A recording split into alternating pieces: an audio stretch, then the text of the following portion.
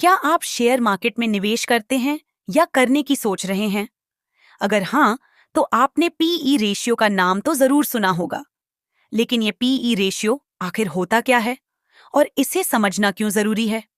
आज हम इसे बिल्कुल आसान भाषा में समझेंगे। तो बने रहिए इस वीडियो के साथ।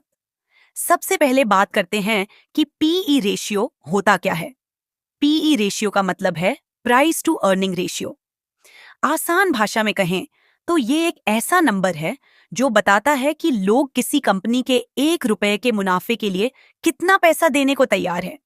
इसे एक फॉर्मूले से निकाला जाता है, PE ratio equal to share price divided by EPS.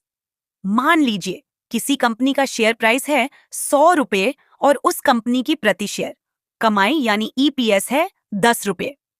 अब अगर हम इस फॉर्मूले का उपयोग करें तो पीई रेशियो होगा 100 डिवाइडेड बाय 10 इक्वल टू 10 रुपये।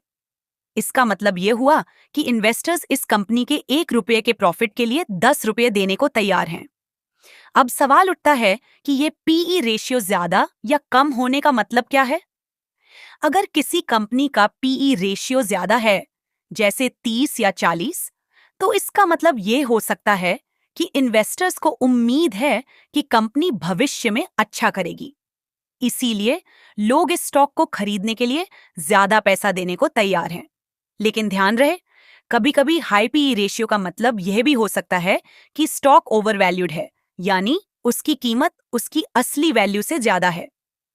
दूसरी तरफ अगर पीई रेशियो कम है, जैसे 5 या 6, तो इसका मतलब हो सकता है कि स्टॉक अंडरवैल्यूड है, यानी वो अपनी असली वैल्यू से कम में मिल रहा है। या फिर ये भी हो सकता है कि मार्केट को लगता है कि कंपनी भविष्य में ज्यादा ग्रोथ नहीं करेगी, इसीलिए लोग उसमें ज्यादा पैसा नहीं लगा रहे। अब सवाल है, पीई रेशियो को कैसे उपयोग करें? पीई रेशियो हमें सिर्फ एक आइडिया देता है कि कंपनी की मौजूदा वैल्यू और उसकी फ्यूचर ग्रोथ कैसी हो सकती है, लेकिन इसे अकेले इस्तेमाल करना सही नहीं है। आपको इसके साथ साथ और भी फैक्टर्स देखना चाहिए, जैसे कंपनी की इंडस्ट्री, उसकी ग्रोथ रेट और ओवरऑल मार्केट कंडीशन। तो दोस्तों, ये था पी रेशियो का एक सिंपल एक्सप्लेनेशन। उम्मीद है अब आपको समझ आ गया होगा कि पी रेशियो क्या होता है और इसे कैसे समझा जाता है। वैसे तो पी रेशियो के बारे में सभी को पता ही होगा, लेकिन फिर भी आज हमने केवल इसलिए इसे शॉर्टली डिस्क्राइब किया क्योंकि इन आगे आने वाली वीडियोस थोड़ी और एडवांस होने वाली है। अगर आपको ये वीडियो पसंद आया हो तो लाइक और शेयर करना न भूलें और ऐसे ही आसान और रोचक फाइनेंशियल टॉपिक्स के लिए हमारे चैनल को सब्सक्राइब कर लें।